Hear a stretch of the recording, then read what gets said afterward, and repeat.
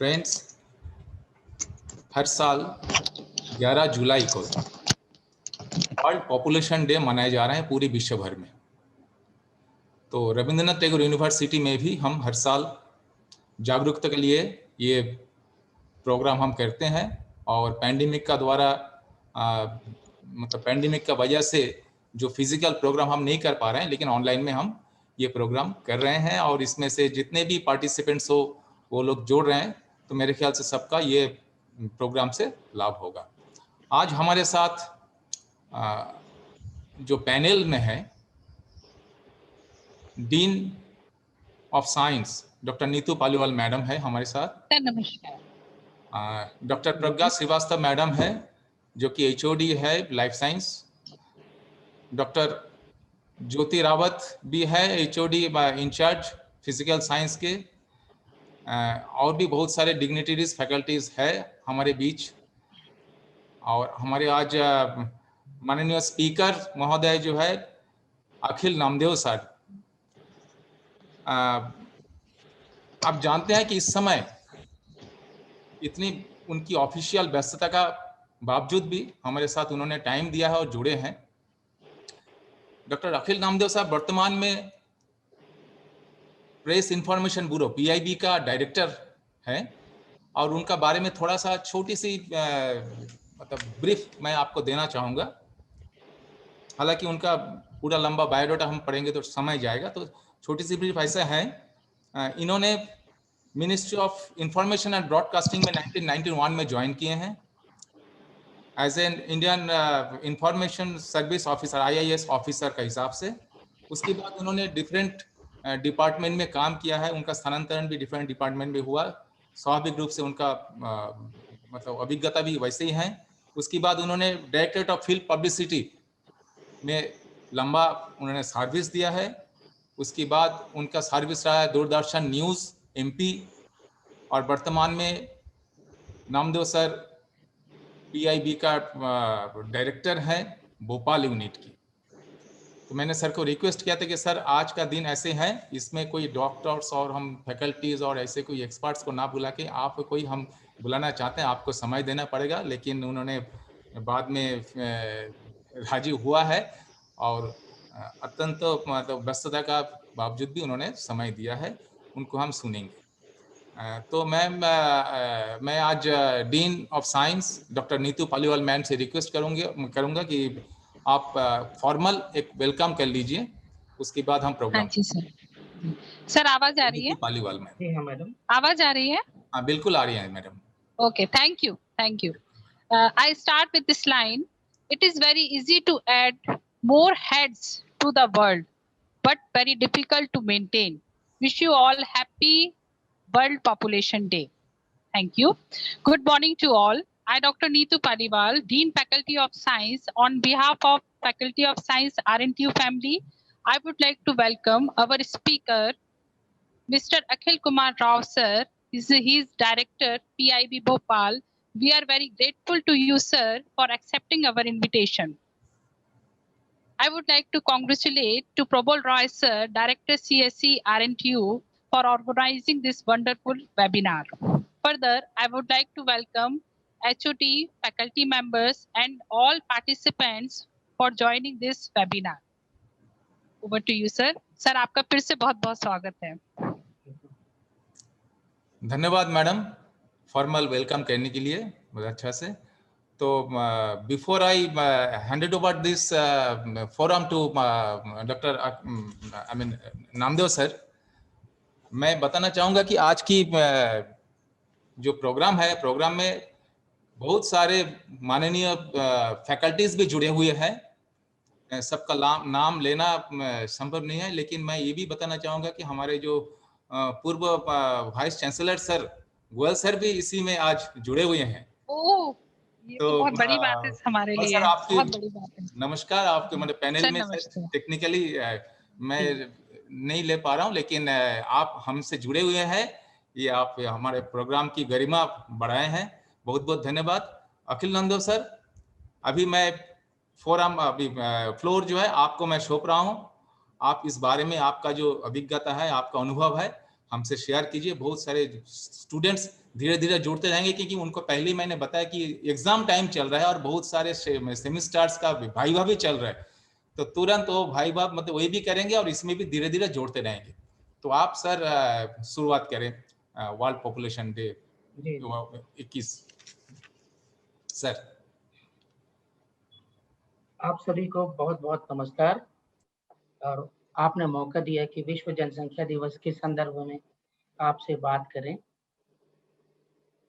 अच्छा हुआ कि डॉक्टर प्रबल राय सर ने ये स्पष्ट कर दिया कि मैं एक कम्युनिकेटर हूँ, मैं शिक्षाविद नहीं हूँ, मैं जनसंख्या विशेषज्ञ नहीं हूँ, एक कम्युनिकेटर हूँ, और वो कम्युनिकेटर हूँ जिसने करीब 30 वर्ष ग्रामीण क्षेत्रों से लेके दूरदर्शन समाचार के माध्यम से लेके आपके और जनता के बीच में एक संपर्क सेतु बनने की कोशिश की है। सो इस क्रम में इस देश को, इस प्रदेश को थोड़ा और बारीकी से देखने का मौका मिल गया।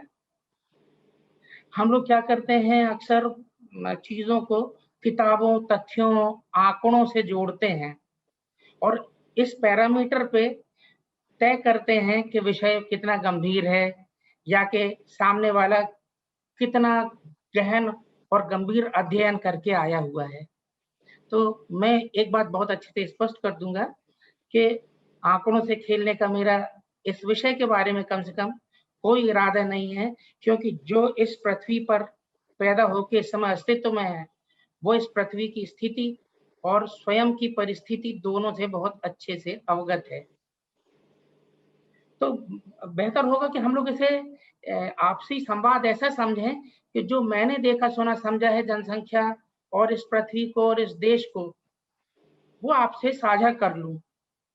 बहुत तकनीकी तथ्यात्मक बातें नहीं करना है, आप सब बहुत विद्वजन जुड़े हुए हैं, तो मुझे ऐसा लगता है कि हम शुरुआत करें जहां हमारा अस्तित्व है, उस पृथ्वी पे और उस पृथ्वी की जनसंख्या से। तो अगर मुद्दतें हो गई, कुछ नहीं बदला है, तो इस पृथ्वी का हालचाल, और जो तेजी से बदला है वो है हमारी जनसंख्या का परिदृश्य और उससे जुड़े हुए विकास के बहुत सारे ऐसे सोपान जिन्होंने जाने और अनजाने में हमें प्रभावित किया है। अगर हम बात करते हैं हमारी इस पृथ्वी की जनसंख्या की, तो अमेरिकी जनगणना ब्यूरो के अनुसार ये 7.53 अरब है इस वक्त, और वर्ल्ड मीटर वेबसाइट कहती है कि ये 7.7 अरब है। विश्व की जनसंख्या के परिप्रेक्ष्य में अगर हम अब भारत को देखें, तो हमारे भारत की जनसंख्या अनुमानित है, क्योंकि 2011 की जो 15वीं जनगणना हुई थी, उसमें हम लोग 1 अरब 21 करोड़ से ऊपर थे, और इस वक्त चूंकि 2021 की 16वीं जनगणना सामने नहीं आ पाई है, तो अंदाज है, और फिर से वर्ल्ड मीटर वेबसाइट और दूसरे संस्थानों का अंदाज है कि हमारी भारत की इस समय की जनसंख्या 1 अरब 36 लाख करोड़ के आसपास होना चाहिए, यानी हम करीब 135-36 करोड़ लोग हैं। अगर हम बीच की संख्या मान लें, तो हम मान लेते हैं कि हम 131 करोड़ से तो ऊपर हैं। अब हम आजादी के समय की बात करें, तो हम इस आज की जनसंख्या के मान से आधे थे। क्षेत्रफल हमारा जो का त्यों है 33 लाख वर्ग किलोमीटर के आसपास। संसाधनों में बढ़ोतरी नहीं हुई, बल्कि भारतीय सामाजिक संरचना ऐसी है कि इस कृषि प्रधान देश में जैसे जैसे बच्चे पैदा होते हैं और परिवार बढ़ते हैं, तो उपलब्ध संसाधनों का भी बंटवारा हो जाता है, उन पर निर्भरता बढ़ जाती है। तो कहने का मतलब ये कि हमारे पास जो संसाधन है वो तो ज्यों के त्यों रहे, लेकिन हम बढ़ते जा रहे हैं। हम अक्सर सुना करते हैं, और ये सच भी है, कि हमारी जनसंख्या आंकड़ों के मान से विश्व में दूसरे नंबर पे है। पहले नंबर पे चीन है। अगर क्षेत्रफल देखें तो चीन हमसे निश्चित तौर पर बड़ा है।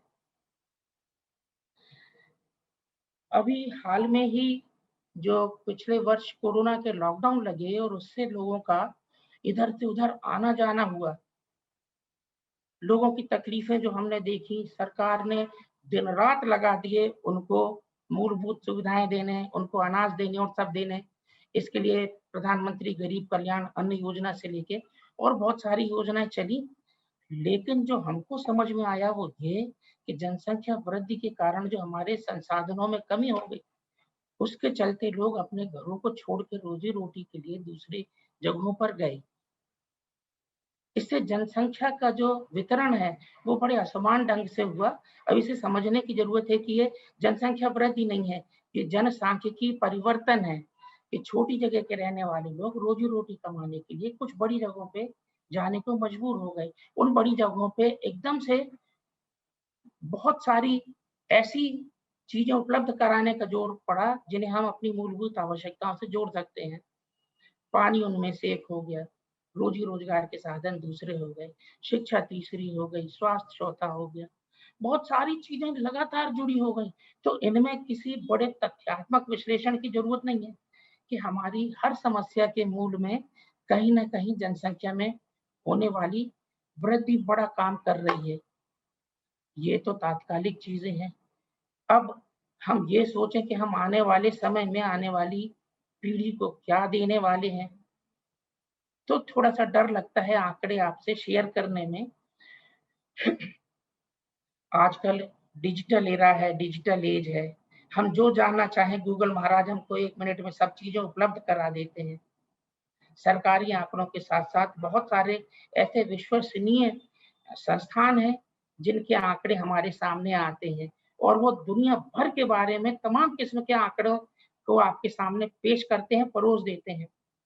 तो अगर इन आंकड़ों की बात करें तो वो तो कहते हैं कि सन 2048 तक हम दुनिया में सबसे ज़्यादा हो जाएँगे। अब सबसे ज़्यादा हो जाएँगे तो हमारी ज़मीन, हमारे संसाधन तो उस हिसाब से तो नहीं बढ़ रहे हैं। इसका मतलब है कि समस्याएँ बढ़ जाएँगी। समस्याएँ गिनाने पे अगर मैं आऊँ तो सामाजिक से शुरू करके आर्थिक, पारिस्थितिकी, पर्यावरण और फिर हमारी दैनिक जीवन से जुड़ी हुई बहुत सारी चीज़ें इसमें जैसे माला में फूल पिरोए जाते हैं ना, वैसी पिरोई हुई अपने को दिखेंगी। तो बड़ी कठिन चीज़ है ये समझ लेना कि सन 2040 के बाद और सन 2100 तक की हमारी जनसंख्या की जो स्थिति होगी वो हमें कहाँ ले जाएगी। सरकारें आपके लिए सब कुछ करने को तैयार हैं, करती हैं, लेकिन उनकी भी सीमाएँ हैं, क्योंकि उन सीमाओं में हमारे और आपके द्वारा दिए जा रहे आर्थिक योगदान से लेके हमारे ह्यूमन रिसोर्सेस यानी हमारे भौतिक, नैतिक, शारीरिक, मानसिक श्रम का भी साथ होता है। हम वो तो दे देंगे, लेकिन उनका इस्तेमाल करने के साधन कहाँ से आएँगे? हमें ये सोचना पड़ेगा और ये सोचना सरकारों का अकेले का काम नहीं है। याद करते हैं अगर हम तो 15 अगस्त 2019 को अगर मैं गलत नहीं हूँ तो हमारे प्रधानमंत्री जी ने कहा था कि जनसंख्या समस्या एक बड़ी समस्या के तौर पे हमारे सामने है और अगर हम इस पर नियंत्रित करने के लिए स्वैच्छिक तौर से आगे आते हैं, तो ये मान के चलिए कि ये भी हमारी देशभक्ति का एक बड़ा प्रमाण होगा। हम ये तय करें, हम ये सोचें कि क्या हम अपने परिवार को बढ़ाने के लिए तैयार हैं और परिवार को बढ़ाने के लिए तैयार होने का मतलब है कि क्या हम उसे उसकी ज़रूरतें दे सकेंगे, उसकी आवश्यकताएँ पूरी कर सकेंगे। हर पढ़ा-लिखा और अनपढ़ आदमी जानता है कि हमारी ज़रूरतों में रोटी, कपड़ा, मकान, शिक्षा, स्वास्थ्य, अच्छा पर्यावरण, रहने के लिए अच्छा वातावरण, ऐसी बहुत सारी चीज़ें हैं जो जुड़ी हुई हैं, ये सब उपलब्ध होना चाहिए। अब इन सब बातों को अगर हम सोचते हैं, तो हम ये साधन जुटाएँ इसके लिए बहुत पहले कह गए एक बड़े विद्वान याद आ जाते हैं। हम लोग अर्थशास्त्र में उन्हें खूब रटा करते थे, माल्थस जी।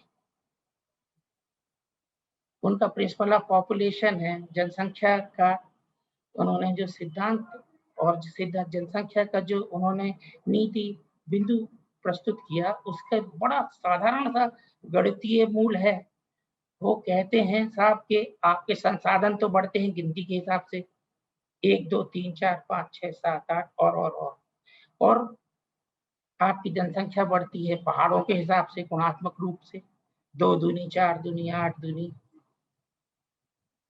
तो ये बड़ी सहज सी बात है कि इनके बीच का संतुलन हम कैसे बनाए रखेंगे। फिर से बात आती है हमारे संसाधनों की। संसाधनों को जुटाने के लिए हमारे पास कृषि के लिए समुचित भूमि होना, समुचित मानव धन होना, समुचित उपकरण होना, समुचित वातावरण के साथ संसाधन होना, जिनमें पानी से लेके कीटनाशक और अच्छे बीज तक शामिल हैं। मैं इस बारे में इस देश के किसानों को, कृषि प्रधान देश की उस बहुसंख्यक जनसंख्या को प्रणाम करके आप सबकी तरफ से श्रद्धा सुमन अर्पित करना चाहूँगा कि हर विपरीत परिस्थिति के बाद से या बावजूद भी अगर इस देश में कुछ बढ़ रहा है, तो वो है अन्न का उत्पादन। आप कोरोना काल को देख लीजिए या कुछ देख लीजिए, जब हम सब ये सोचते थे कि हमारी अर्थव्यवस्था का क्या होगा, हमारा क्या होगा, तब इन धरती पुत्रों ने हमको अपनी सामर्थ्य से ज़्यादा मेहनत करके अन्न दिया। मैं इस देश के आंकड़ों की बात नहीं करूँगा। अभी हाल में ही कुछ दिनों पहले हम लोगों ने प्रधानमंत्री गरीब कल्याण अन्न योजना के जो लागू होने के देश भर में प्रधानमंत्री जी की घोषणा थी कि नवंबर तक उसमें सबको सुनिश्चित रूप से 5 किलो अनाज मिलेगा, तो उसके बारे में भारतीय खाद्य निगम के साथ मिलकर कई प्रेस कॉन्फ्रेंसेस की। उन्हें समझ में आया कि पिछले वर्ष मध्य प्रदेश में 129 लाख मीट्रिक टन गेहूं से ज्यादा का रिकॉर्ड उत्पादन हुआ था। हम प्रणाम करते हैं इस प्रदेश को, देश के धरती पुत्रों को। इस वर्ष भी उन्होंने जी तोड़ मेहनत की, जबकि यहाँ पर हम घर से बाहर नहीं निकल पा रहे थे, तब भी 128 लाख मीट्रिक टन मध्य प्रदेश के ही किसानों ने गेहूं उपजाया है। तो हमारी जिजीविषा को अगर हमारी बुद्धि का साथ मिले, हमारी सोच का साथ मिले, हमको जागरूकता मिले, हमको सही रास्ता मिले और हम कुछ ऐसा करें कि हम अपने संसाधनों का बहुत ज़्यादा अच्छे से दोहन कर सकें, तो इसके लिए हमें कोशिश करना होगी कि हम हमारी जनसंख्या को ऐसे रखें जिससे कि इन संसाधनों पे बहुत ज़्यादा बोझ ना पड़े। हम लोग भारत सरकार के सभी मंत्रालयों के लिए काम करते हैं। इस क्रम में सभी मंत्रालयों के कामकाज पे नज़र पड़ती रहती है। जी तोड़ कोशिश करने के बाद भी इस देश में अभी सबको पेयजल की आपूर्ति जो स्वच्छ हो, सुनिश्चित की जाने का काम चल रहा है, बाकी है। स्वास्थ्य सुविधाएं जो हैं वो लगातार बढ़ाई जा रही हैं। इनमें जीवन प्रत्याशा भी बढ़ी है, जिसे लाइफ एक्सपेक्टेंसी कहते हैं हम। लेकिन हम इतनी तेजी से आगे बढ़ जाते हैं कि जो संसाधन जुटाए जाते हैं वो थोड़ा कम लगने लगते हैं। शिक्षा के क्षेत्र में भी लगभग यही हाल है। मैं पूरे देश की बात तो बाद में करूँ, पहले अपने घर की बात कर लूँ। आज के अखबारों में नज़र गई कि मध्य प्रदेश में करीब 19,000 सरकारी स्कूलों में बिजली की व्यवस्था की जाए, ऐसी ज़रूरत है। इससे कोरोना काल में जो ऑनलाइन पढ़ाई चलना है, उससे बच्चों को मदद मिलेगी। स्कूलों में फर्नीचर चाहिए, स्कूलों में बिजली की व्यवस्था चाहिए, स्कूलों में भवन चाहिए। अब बड़ी संख्या में विद्यार्थी हैं, सब हैं, तो ये संसाधन जुटाने पे निश्चित तौर पे सरकार को बहुत मेहनत लगेगी। और फिर वही बात आती है कि हमारे जो संसाधन हैं उनकी तुलना में जब हमारी जनसंख्या माल्थस जी के हिसाब से दुगनी बढ़ती है, संसाधन हमने बढ़ाए 1 से गिनती शुरू करके 10 तक और वो बढ़ गए 1 से 10 तक के गुणा के रूप में, तो हमको फिर नए सिरे से काका, गागा, अंगा पढ़ना शुरू कर देना पड़ता है। ये दरअसल जो आज का विषय है, ये बहुत ज़्यादा सरकारी ना होते हुए बहुत ज़्यादा सामाजिक है और हमारे दिलों के करीब है। अब तो जब हम और हमारी ये पीढ़ी और जो युवा इसको सुन रहे हों, इस विषय पे चिंतन करें तो एक बात समझ लें कि हमारा जो होगा सो होगा। अब हम आने वाली पीढ़ी को कैसा देश और कैसी दुनिया छोड़ के जाएंगे, तब हमको फिर ये एक बार फिर से तय करना पड़ेगा कि हम उन्हें एक ज़रूरतों से भरी दुनिया देना चाहेंगे या कि साधनों को हम अच्छे से इस्तेमाल कर सकें, ऐसी दुनिया देना चाहेंगे। ग्रामीण क्षेत्रों में, शहरी क्षेत्रों में लोगों को रहने के लिए मकानों की उपलब्धता सुनिश्चित कराने के लिए बहुत सारी सरकारी योजनाएँ हैं, लेकिन इनका लाभ लेने वाले उनसे भी ज़्यादा हैं। स्वास्थ्य के क्षेत्र में कल ही 23,123 करोड़ रुपए के सपोर्टिव पैकेज की घोषणा की भारत सरकार ने, माननीय प्रधानमंत्री जी ने, कि हम कोरोना की संभावित तीसरी लहर से निपटने के लिए 2.5 लाख से ज़्यादा बेड बनाएंगे, 20,000 से ज़्यादा आईसीयू होंगे बेड्स और उसमें से भी 20% बच्चों के लिए होंगे। सरकारों के प्रयासों में कमी नहीं है, क्योंकि हम और आप ये मान के चलें कि सरकार कोई भी हो, उसके सामने जो प्रमुख लक्ष्य और उद्देश्य होता है वो उस देश के नागरिकों की सुनिश्चित समृद्धि, विकास, सुरक्षा और पलने और बढ़ने के लिए सही वातावरण उपलब्ध कराना होता है। लेकिन सिर्फ सरकार के प्रयासों से कुछ नहीं होगा अगर हम लोग उसमें सहयोग नहीं करेंगे तो। अब अगर हम बात करें कि सहयोग करने के लिए हम और आप क्या करेंगे, यहाँ मैं फिर से आंकड़ों पे नहीं जा रहा, क्योंकि मैंने शुरुआत की थी, मुझे संदर्भ याद है कि वैश्विक जनसंख्या, और उसके बाद मैंने भारत के संदर्भ को लिया। भारत की जनसंख्या की जो वृद्धि हो रही है उसके बारे में आपसे थोड़ी चर्चा की। उस जनसंख्या वृद्धि के कारण जो समस्याएं आ रही हैं उनको थोड़ा सा छुआ। ये तो बिल्कुल वैसे ही है जैसे हरि अनंत हरि कथा अनंत। आप पर्यावरण पे प्रभाव को ले लीजिए, आप देश में खाद्यान्न के उपलब्धता को ले लीजिए। राष्ट्रीय खाद्य सुरक्षा अधिनियम के अंतर्गत बहुत बड़ी संख्या में लोगों को खाद्य की आपूर्ति सुनिश्चित करने के सरकार के प्रयास हैं। वो सिर्फ इसलिए कि लोग बहुत ज़्यादा संख्या में हैं और वो अपने लिए संसाधन जुटाने के लिए पर्याप्त रोजगार के अवसर पाने में हो सकता है पूरी तरह से सफल ना हो पा रहे हों। लोगों का जीवन सुनिश्चित तरीके से अच्छा हो सके, इसके लिए ऊर्जा की आपूर्ति से लेके आपके स्वच्छ पेयजल से लेके शिक्षा और स्वास्थ्य की सभी चीज़ों की आपूर्ति के लिए रात-दिन सरकार काम कर रही है। लेकिन हर प्रयास और ज़रूरतों से भरा दिखता है और इसलिए कि हम फिर एक बार गिनती में बढ़ जाते हैं। हमारे पास सन 2021 की जनगणना के सही आंकड़े नहीं हैं, क्योंकि आपको पता है कि हम पिछले 2 वर्ष से कोरोना से जूझ रहे हैं। तो जैसा तय किया गया था कि डिजिटल जनगणना भी होगी, लेकिन अभी भी बहुत सारे पैरामीटर्स तो उसमें काम होने बाकी हैं। तो हम ऐसा मान के चलें कि अंदाज़ है कि हम 2011 में 1 अरब 21 करोड़ थे, अब 1 अरब 35-36 करोड़ या 1 अरब 39 करोड़ के आसपास अगर हैं, तो उस हिसाब से हमारे संसाधन भी हो जाने चाहिए थे। एक नकारात्मकता से भरे इस विषय में एक सकारात्मक पहलू भी है। भारत कम से कम इस मामले में धनी है कि हमारे यहाँ कहा जाता है भारत युवाओं का देश है। भारत में युवा और कार्यशील जनसंख्या का प्रतिशत ईश्वर की कृपा से काफ़ी अच्छा है। अगर इस युवा और कार्यशील जनसंख्या का हम सदुपयोग रोजगार से लेकर विकास से जुड़े हुए बहुत सारे कामों में करने का उन्हें अवसर दे पाएँ, तो ये बड़ी जनसंख्या भी बहुत सार्थक तरीके से काम कर पाएगी। ये एक सकारात्मक पहलू है, लेकिन इसके लिए फिर संसाधनों की उपलब्धता हमारे सामने है। हमारे यहाँ अक्सर ये देखा जाता है और समझा भी जाता है कि रोजगार का मतलब है नौकरी। बहुत कम लोग ऐसे हैं जो स्वावलंबन के तरीके से खुद का कोई काम शुरू करने के लिए आगे बढ़ पाते हैं, और इसके लिए अर्थशास्त्र के कुछ ऐसे सिद्धांत हैं जो आज भी हम लोगों को याद रहते हैं कि भूमि, श्रम, साहस, पूंजी, सबसे बड़ी बात प्रबंध, ये जोड़े जाएँ। अगर किसी में ये सब चीज़ें हैं तो वो पार पा गया। नहीं तो फिर हमें व्यवस्था पे निर्भर रहना पड़ता है। अब व्यवस्था सरकारी हो या गैर सरकारी हो, उसमें संसाधन तो जोड़ने पड़ेंगे ना।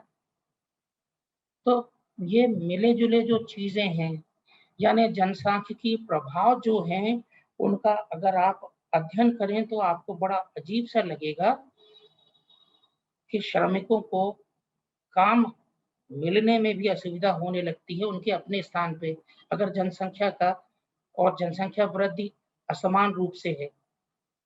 इसमें शिक्षा और साक्षरता का बड़ा महत्व है और बड़ा देखा जाए तो उसकी भूमिका भी दिखती है।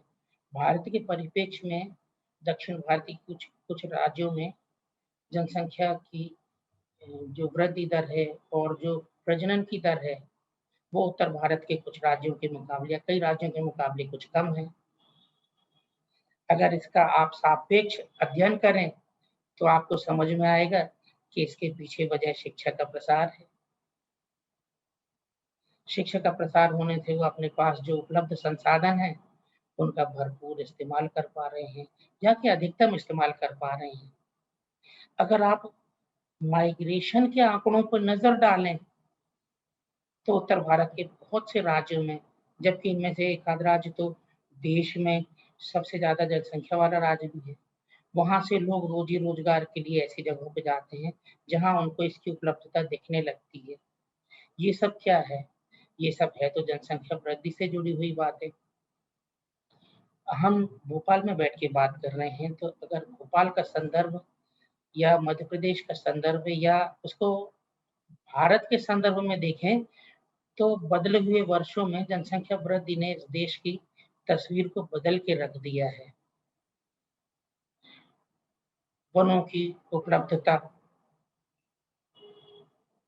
बहुत कम होने से लगने पे आ गई है, क्योंकि विकास के क्रम में वन और पर्यावरण को बहुत ज़बरदस्त नुकसान पहुँचा है। वृक्षारोपण अकेले वनों में ही नहीं होता है, शहरी क्षेत्रों में भी हुआ करता है और इससे शहरों के फेफड़े का दर्जा या संज्ञा दी जाती है।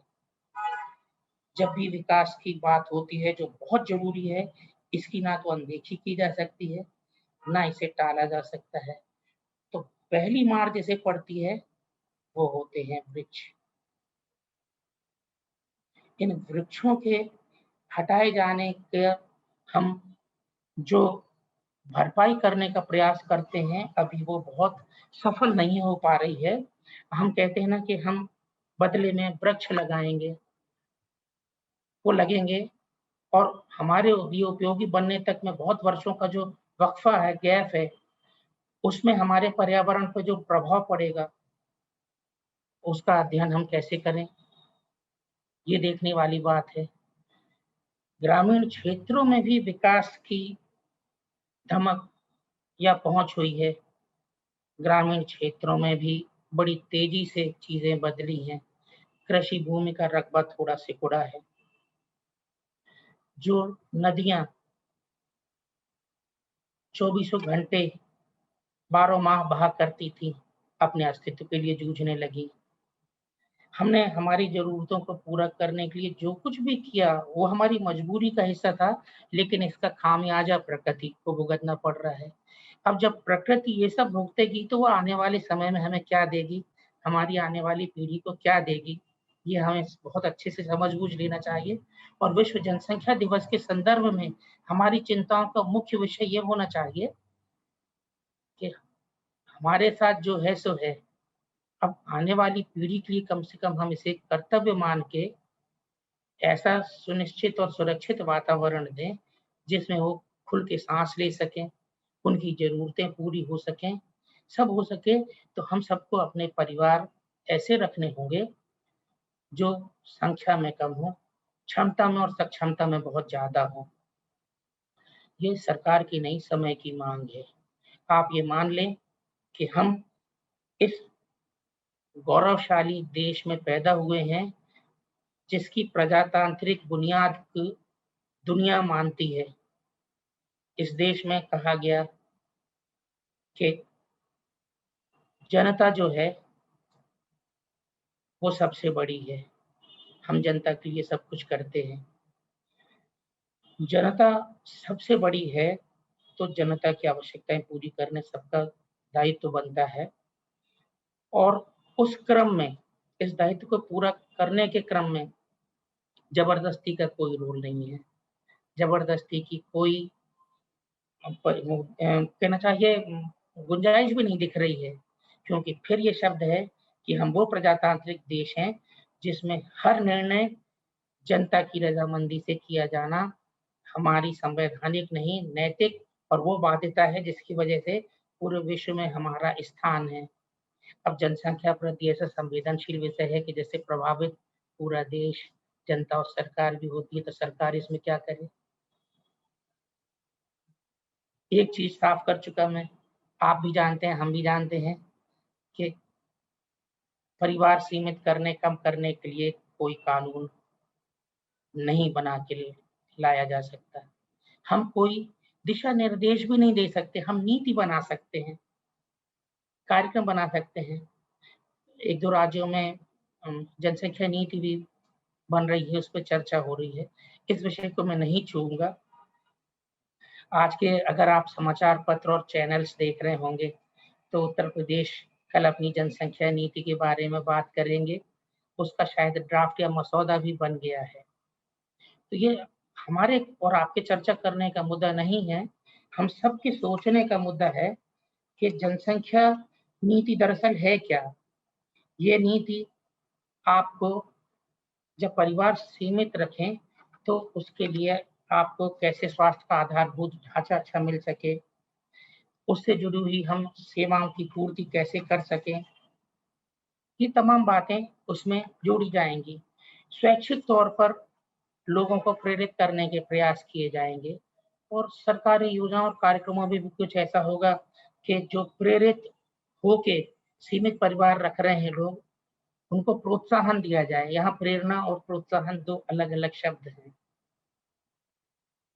इन पे गौर कीजिएगा कि प्रेरणा और प्रोत्साहन, इसमें दिशा निर्देश, आदेश, कानून ऐसी कोई चीजें नहीं है। ये संभव भी नहीं है क्योंकि हम किसी के पारिवारिक विषय को कैसे कह सकते हैं। पहले के ज़माने में ऐसा हुआ करता था कि जब जीवन प्रत्याशा कम थी तो लोगों की शायद सोच और मजबूरी ऐसी हो गई थी कि कुछ तो रह जाएँगे। फिर ये था कि जो हैं, जितने हाथ हैं, उतने काम करेंगे। फिर हमारी एक और सोच भी थी कि पुत्र हैं, तो कुछ और हम होंगे।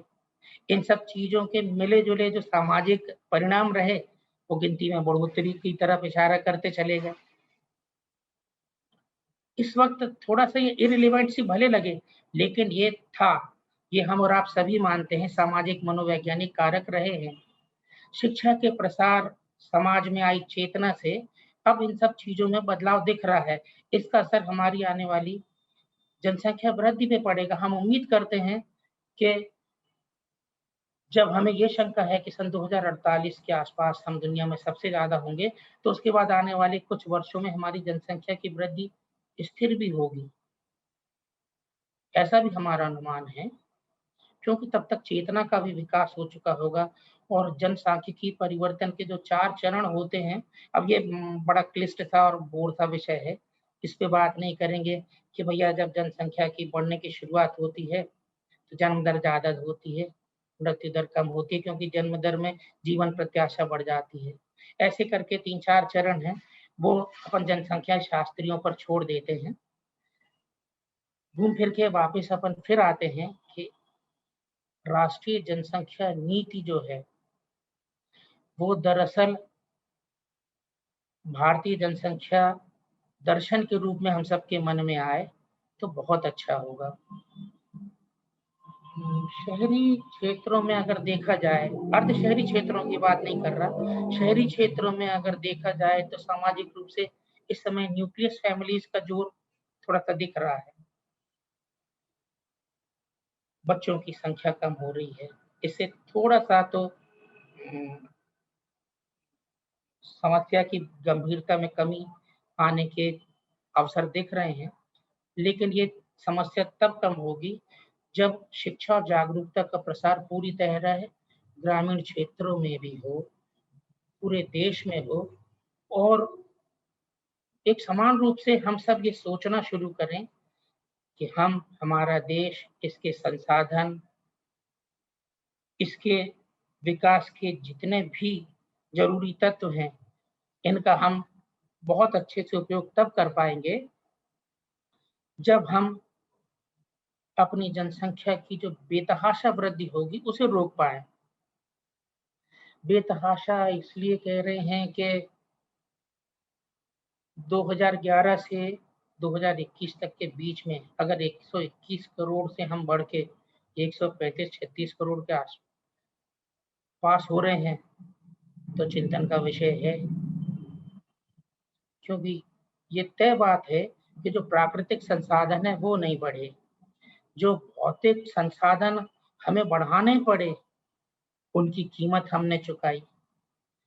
1991 में मैं जब मध्य प्रदेश कैडर मिला और उज्जैन में ज्वाइन किया फील्ड पब्लिसिटी ऑफिसर, उज्जैन संभाग मेरे पास था, तो उज्जैन शहर में कुछ हिस्सों में मोर घूमा करते थे। अब आज सन 2021 में शहर के उन हिस्सों की पहचान आपको सीमेंट और कंक्रीट के बने बस्तियों से होगी। ये अकेला उज्जैन नहीं था, हम सबका है और ये समय की मांग भी रही है कि लोग कहाँ जाएँगे? सिर्फ छत तो चाहिए ना, संसाधनों और परिस्थितियों का जो मिला-जुला हमारे सामने आया है चीज़ें, उनको देखने की चीज़ है। मैं शिक्षा और दूसरी चीज़ों पे नहीं जाऊँगा, पुरुषों का, महिलाओं का प्रतिशत कितना है, इसका असर जनसंख्या वृद्धि पे क्या पड़ा है। हमारे देश की सामाजिक और सांस्कृतिक परिस्थितियाँ कुछ ऐसी हैं कि फैसले लेने के अधिकार बहुत समय तक दूसरे लोगों के हाथ पे रहे और उनका परिणाम भुगतने का ज़िम्मा बहुतों ने उठाया। अब उम्मीद करते हैं कि बदलते समय में शिक्षा के प्रसार-प्रचार के साथ हम फैसले लेने के अधिकार का भी जो विकेंद्रीकरण कर रहे हैं, तो उससे भी परिवार तक के स्वरूप के बारे में हम सब आपस में तय करेंगे। सरकार का जो दर्शन है कि वो जागरूकता का भरपूर प्रचार-प्रसार करे, जिससे लोग समझें उसकी आवश्यकता तो है ही, लेकिन एक चीज़ की आवश्यकता उससे भी ज़्यादा है कि हम सब इस बात को एक-दूसरे तक पहुँचाएँ कि जनसंख्या की वृद्धि जो है, वो किसी भी प्रकार से किसी व्यवस्था की या सरकार की समस्या कम, हमारी और आपकी दैनिक जीवनी और ज़िंदगी से जुड़ी हुई समस्या ज़्यादा बन जाएगी। मैं उम्मीद करता हूँ कि बदलते वक़्त के साथ इस परिस्थिति में परिवर्तन आएगा। प्रजनन दर जो है हमारे यहाँ कम हो रही है। आपकी और चीज़ें भी कम हो रही हैं, जिनसे जनसंख्या की वृद्धि को रोकने में हमें सार्थक सहायता मिलेगी, लेकिन समय अभी दूर है वो। और फिलहाल तो हमको आने वाले 2 दशक अगर आप सन 2048 से लेके सन 2064 तक के बीच की बातें करें, तो 30-35 साल ही देख रहे हैं। तो मिली-जुली कोशिश करना होगी, हम सबको समाज को आगे आना होगा, लोगों को आना होगा और सबसे बड़ी बात ये है कि ये ऐसे मुद्दे हैं जिन पे विचार-विमर्श किया जाए, खुल के बात की जाए। बहुत सारे अगर आप लोग क्षमा करें कहने को, मेरी उम्र भी नहीं है ऐसी सब बातें कहने की और आपकी भी सुनने की नहीं है। पर ये कि बहुत सारे लोग ऐसी सब बातों को जिनसे परिवार छोटा हो या सीमित हो, करने में बेहद झिझक और संकोच महसूस करते थे। परिवारों में बड़े वर्जित विषय हुआ करते थे। बच्चे बड़े हो रहे हैं, तो उनका विवाह करना पहला धर्म और पहली आवश्यकता समझी जाती थी। लेकिन विवाह के करने के बाद परिवार को चलाने के लिए, जीवन को व्यवस्थित और सुसंगत रूप से चलाने के लिए जिस सोच की ज़रूरत होती है, मेरी समझ में पेरेंट्स से बच्चों को ट्रांसफ़र होने के बीच में इसमें संवादहीनता इतनी ज़बरदस्त रही कि हम जिसे कहते हैं ना कि हमारे परिवारों का अनियोजित ढंग से प्रस्फुटन हो गया। यानी हमारे परिवार बड़े अनियोजित ढंग से बने, निर्मित हुए, आगे बढ़ गए और जब तक हम समझे तब तक हमारी संख्या इतनी हो गई कि अब वो विश्व जनसंख्या दिवस जैसे अवसरों पर चर्चा का विषय बन गई। तो मैं इस बात को फिर से दोहरा के अपनी वाणी को विराम देना चाहूंगा कि अगर हमको आने वाली पीढ़ी को जीवन जीने का अच्छा अवसर देना है, हमको अपने संसाधनों का भरपूर विकास करना है, हमको ऐसे दिन देखने हैं जब सबको रोटी मिले, सबके सिर पे छत मिले, शिक्षा का ऐसा प्रसार हो कि आदमी अपने भले बुरे का फर्क करके अपने जीवन को अच्छी दिशा में ले जाने के फैसले कर सके और ले भी जाए। जरूरत पड़ने पे सबको स्वास्थ्य की सुविधाएं मिले, विकास के अवसर मिले, रोजी रोटी के लिए उसको अपने आसपास ही वातावरण मिल जाए। ये सब चीजें तब अच्छे से पूरी हो पाएंगी जब हम इस लायक संसाधन उपलब्ध कराने के लिए अपना योगदान दें और वो योगदान अपने परिवार को सीमित रखने से हो सकता है। ये समय की मांग है। इससे आगे और कहने की मैं जरूरत भी नहीं समझता। आपको इतना जरूर बताना चाहता हूँ, ये व्यक्तिगत नहीं है, बहुत सारे लोगों की सोच है जो समय की मांग को समझ रहे हैं। बेटा बेटी एक समान होते हैं, किसी की चाह में दूसरों को अनचाहा समझ के ना बढ़ाते चले जाएं। मैं गर्व के साथ आपके साथ ये साझा करता हूँ कि मेरी और मेरे बहुत से मित्रों की एक ही बेटी है और उससे हम बहुत संतुष्ट हैं। हमारी ये समाज की सोच हमको जनसंख्या वृद्धि रोकने में बड़ी सहायक होगी। लिंग भेद और दूसरी चीजें भी जाने अनजाने में इन सब चीजों को बढ़ावा देती रही तो हमारे सामाजिक, आर्थिक, पारिस्थितिकीय यानी वन पर्यावरणीय और तमाम संतुलन को बनाए रखने के लिए हम सबको परिवार छोटे रखने पड़ेंगे। ये संदेश हम सबको दें और ये सरकार की जिम्मेदारी कहीं से कहीं तक नहीं बनती है। सरकार का काम संसाधनों को उपलब्ध कराना है, आपको बताना है और ये हमको और आपको समझना है। हमारी और आपकी जागरूकता को ये तय करना है कि हम अपने लिए बहुत बेहतर भविष्य चाहते हैं कि जंगल की तरह ऐसी भीड़ चाहते हैं जिसमें किसी को कुछ भी हासिल नहीं होगा। तो मैं उम्मीद करता हूँ कि विषय के बारे में जो मेरे छोटे से दिमाग में एक कम्युनिकेटर के रूप में चीजें आ रही थी वो मैंने आपसे साझा की और ये यकीन मान के चलिए कि ये कोई सरकारी विषय दरअसल है ही नहीं। ये हमारे और आपसे सबसे जुड़ा ऐसा विषय है जिसका असर हम रोज महसूस करते हैं। तो हम सब मिलकर शिक्षा का प्रसार, जागरूकता का प्रसार करें, अपनी सोच को परिष्कृत करें, समय के अनुसार, आवश्यकता के अनुसार बदलें, परिवार सीमित रखें, तब इस देश का और विश्व का कल्याण होगा। और मैं समझता हूँ कि अपनी देशभक्ति का प्रमाण देने का हमारे लिए एक बड़ा अच्छा साधन भी होगा। आपने बड़े धैर्य के साथ हमें सुना, आपका बहुत बहुत आभार। बहुत बहुत धन्यवाद नामदेव सर। आवाज आ रही है मेरा? बिल्कुल अच्छे से सर, आपकी आवाज आ रही है। सर, हमारे लिए बहुत सौभाग्य की बात है सर, हमने आपको सुना। और एक और बहुत बड़ी चीज है कि हमारे गुरु और सर ग्वाल सर हैं। सर से मैं बहुत बहुत अनुरोध करूंगी सर, प्लीज आप हमको आशीर्वचन कहिए सर, प्लीज। मेरा भी वही रिक्वेस्ट है। सर आपको भी बहुत प्रणाम सर, आपको सुने। हेलो सर, आपको हाँ जी सर। हाँ, नामदेव जी आपको नमस्कार है। सर नमस्कार। प्रबाल जी हमारे मित्र हैं, करीब 30 साल से हमारे साथ हैं। नमस्कार। और जब इन्होंने मुझे कहा वर्ल्ड पॉपुलेशन डे पे हम लोग का कुछ न कुछ होता रहता है हम लोग क्या, खास तौर से मध्य प्रदेश गवर्नमेंट की तरफ से, तो मैंने सोचा कि कुछ न कुछ ज्ञान हम लोग ले लें नामदेव जी की बातों से। हालांकि आपने बहुत ही साधारण तरीके से बड़ी ऊंची बातें कही और ये हम लोग को जानकारी होना चाहिए और ये होना और आप रविन्द्रनाथ टैगोर यूनिवर्सिटी के प्रांगण से बोले, ये मुझे बहुत अच्छा लग देता हूँ। प्रभाल जी को मित्रवत मैं नमस्कार भी करता हूँ।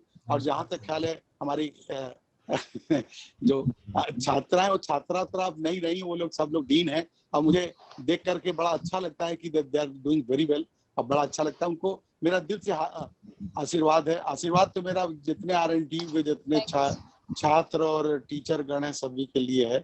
Thank you very much, so nice of you. Praval ji पुनः नमस्कार आपको। नमस्कार। Thank you so much. Thank you. मैं अभी रिक्वेस्ट करूंगा अपना जो फिजिकल साइंस की इंचार्ज HOD हैं ज्योति रावत मैडम, आप वोट ऑफ थैंक्स प्रपोज कीजिए प्लीज। जी बिल्कुल सर। सर बहुत बहुत आभार आपका। सर ने बहुत ही सरल और संक्षिप्त शब्दों में बहुत बेहतरीन डेटा तथ्यों के साथ जनसंख्या वृद्धि जैसे जटिल और गंभीर विषय को बहुत ही अच्छे से सर आपने हम लोगों के बीच में रखा। और इस विषय पर जरूर हम और हमारे विद्यार्थी और जो सुनने वाले हमारे गेस्ट हैं जरूर इस पर चिंतन करेंगे, और जो भी कंट्रीब्यूशन हमारी तरफ से हो सकेगा आगे भविष्य निर्माण के लिए उसमें हम अपना योगदान जरूर देंगे। और मैं धन्यवाद प्रेषित करने के लिए आगे बढ़ते हुए कहना चाहूँगी कि रिस्पेक्टेड सर, हमारे most valued invited eminent guest mister Akhil Kumar Namdev sir, director press information bureau Bhopal, honourable XVC sir AK Gwal sir, Mr. Praval Roy sir, Director CSE, RNTU, Dr. Neetu Paliwal, Dean Faculty of Science, Dr. Pragya Srivastav, HOD Life Science, and all my dear faculty members and students, it is my privilege to have been asked to propose a vote of thanks in this webinar. And I, Jyoti Rawat, on behalf of Rabindranath Tagore University and the entire Faculty of Science team, extend a very hearty vote of thanks to Honorable Speaker for gracing your wonderful session and sharing thoughts with us. Your findings and opinions on World Population Day in this webinar. A very big thank to you, sir, for your eminent lecture. And with your due respect, I would like to invite you to visit our campus very soon, physically, as soon as possible, sir. We want to meet you and integrate you also. And I must mention our deep sense of appreciation to Dr. Nitin Watt, sir, Director IQAC, for his constant support and coordination to do such kind of activities and organizing webinars. Respected Registrar sir, respected DC sir, for their motivation and support always behind us. And with these words, I must say we are thankful to all the participant listeners who are joined directly or indirectly with us. And last but not least, our technical team of RNTU, Mr. Raman sir. Thank you so much. Thanks to all participants. Thanks a lot. Thank you, sir. Praval sir, over to you. Sir, you're muted. Praval sir, आप mute हैं. Okay ma'am, आपका vote of thanks बहुत अच्छा रहा। Vote of thanks का बाद में कुछ ऐसा नहीं होता, लेकिन फिर भी मैं देख रहा हूँ ये मतलब अपना पार्टिसिपेंट्स में किसी का एक कुछ क्वेश्चन था। Namdev sir, can I ask a small question in related? बहुत अच्छा।